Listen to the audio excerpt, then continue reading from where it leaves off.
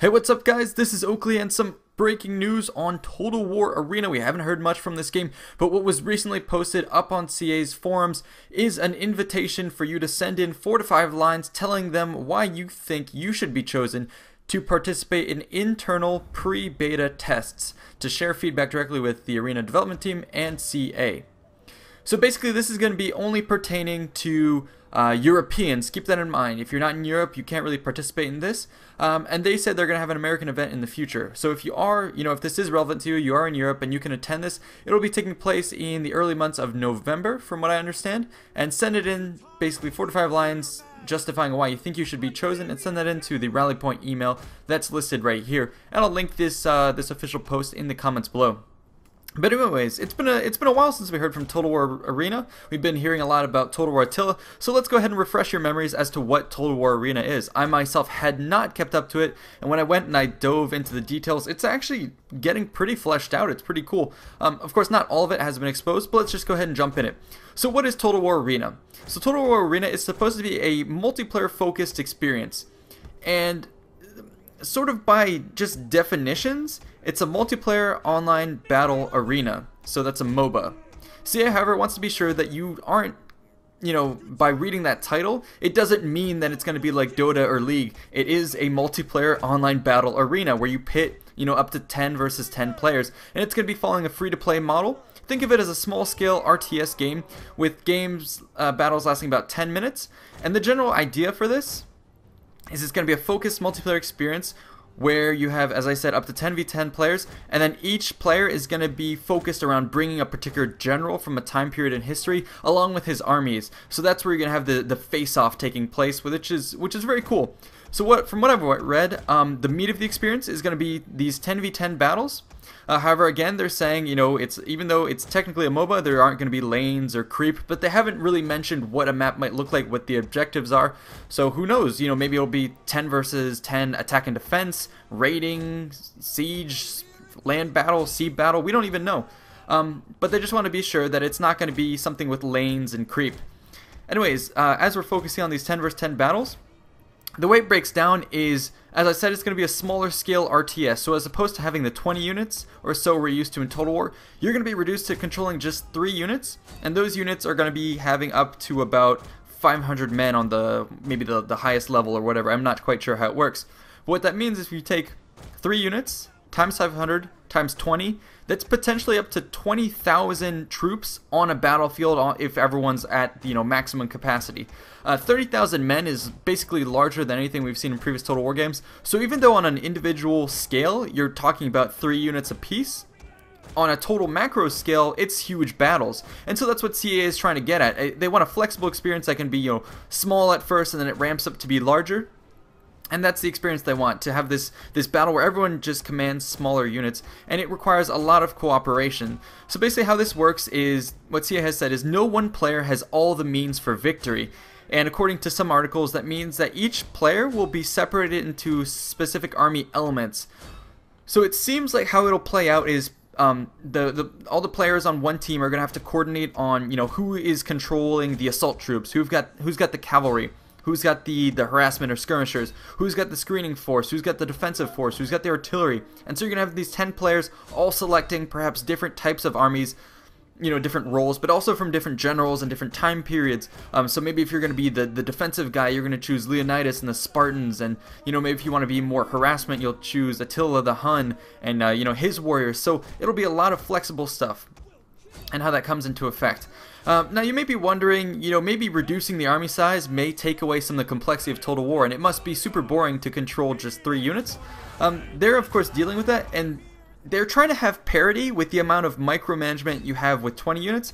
They want you to have the same number of actions, sort of comparatively, for 3 units. So the way they're going to be doing that is by making most things that are usually passive or automated in Total War, they're going to become active things in this Total War Arena. So even though you just have 3 units, basically you'll be having to micro each one separately. So examples they gave for this are going to be manual cavalry charges, manual archer fire. I'm not quite sure how that's going to work, but we've already been teased, manual archer fire. And for catapults, you go in, you press is it delete or insert on your either one, and then you see, you know, it opens up a reticle and you can target and fire at things.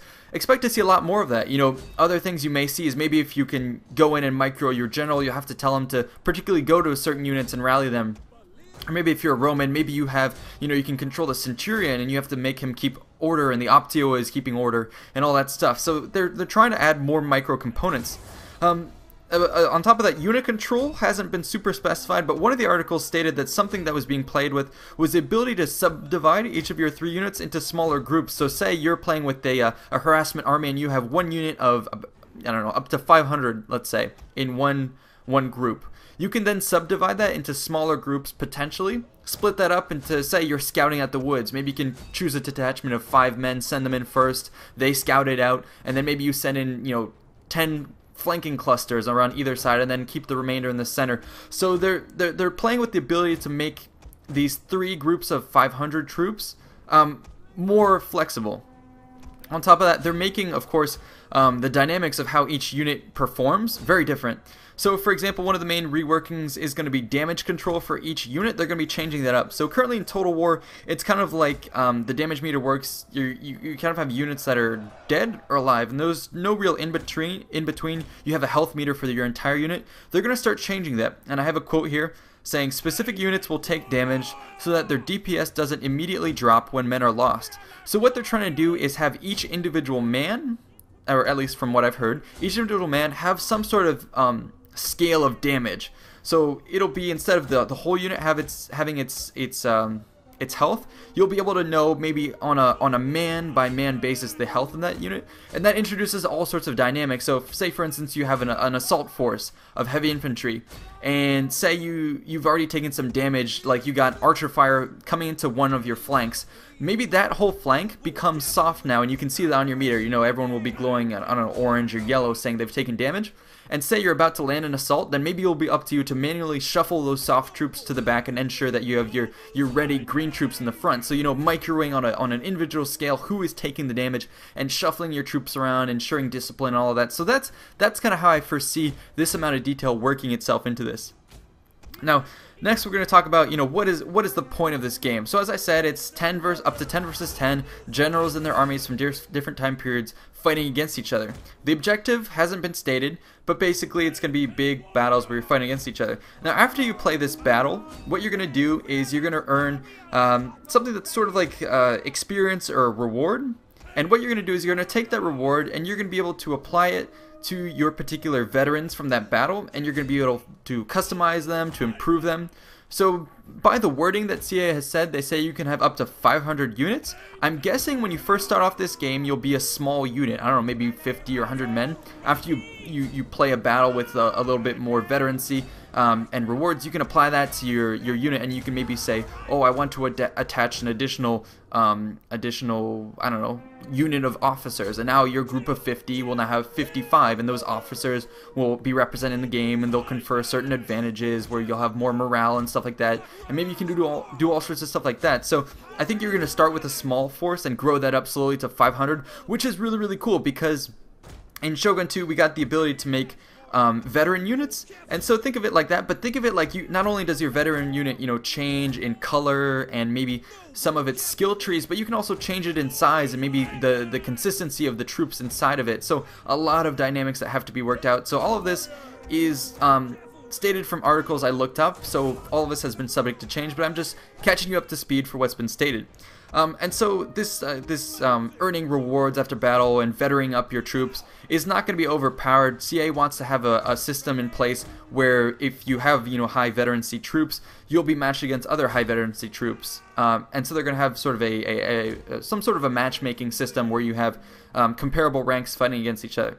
Now, as I said, this is a free-to-play model, and where the payment comes in is going to be where you start to, what CA has said is the part where you pay is going to be to accelerate the reward process. So they don't want this to be something that's a pay to win. They want most of the content to be available to everyone, but to make the process of unlocking special things or customization for your troops, that's going to come in the some sort of payment method. So we'll have to see how that works out.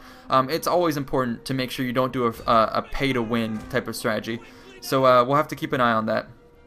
But Yeah, they also said that once you do your veterancy and you sort of do this payment scheme, it all takes part separate from the battle itself. So think that when you go into the battle, you can't have a player all of a sudden spend some money and then get all of a sudden in the middle of battle a weird advantage. No, you go into the battle with your set amount of veterancy or whatever, and then it's up to you to coordinate and do your own battlefield tactics. So overall, that's about all the information we have right now. Of course, if they're announcing an internal pre-beta, we'll be having a lot more information coming up. Dogbert from CA has said there'll be more answers to your questions coming up in the future, so I hope this was a good recap and you understood, and even me looking up some of the information, it's getting me much more excited for this than I was before.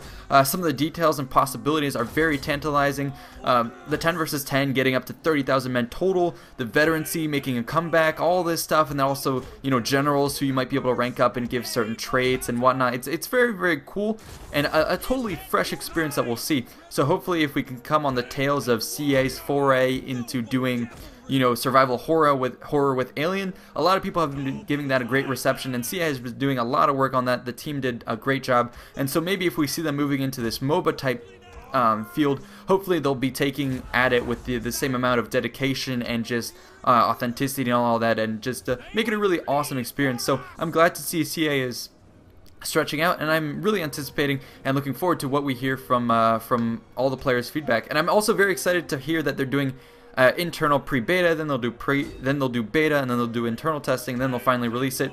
And also something I wanted to add is they said when they release it, it's going to continue to have updates. So for instance, they said at the very beginning they're going to focus the generals and armies on a more, you know, Greek, Roman type time period, and then they'll add in more factions and sort of grow it out from there. But again, if it's a free-to-play system, you can just check in at any point in time, have access to all the different factions, and you know, grind your way through it, or pay for a little bit more experience, whatnot. Anyways, I'm gonna wrap up this video. That's about it. Check out the description below for the comments, and make sure if you're in Europe to send out that email and try and participate in that internal testing. So hope you guys enjoyed. See you next time.